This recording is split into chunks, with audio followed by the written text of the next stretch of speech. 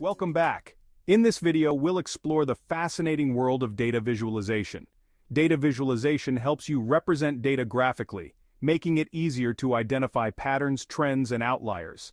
Let's dive into some common types of data visualizations. First up is the bar chart. Bar charts are used to compare quantities across different categories.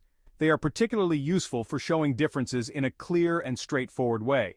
For example, you can use a bar chart to compare sales figures across different regions. Next is the pie chart. Pie charts are great for showing proportions and percentages. Each slice of the pie represents a category's contribution to the whole. For instance, you can use a pie chart to display market share distribution among different companies.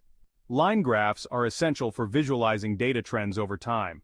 They connect data points with a continuous line, making it easy to see patterns and fluctuations. Line graphs are commonly used in finance to track stock prices or in weather forecasting to show temperature changes. Scatter plots are used to show the relationship between two variables. Each point represents an observation. Scatter plots are valuable for identifying correlations, trends, and outliers. For example, they can be used to analyze the relationship between advertising spend and sales revenue.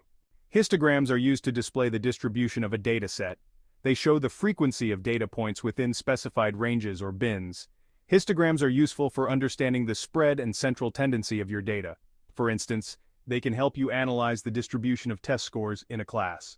Finally, we have heat maps. Heat maps use color to represent data values, providing a quick visual summary of information.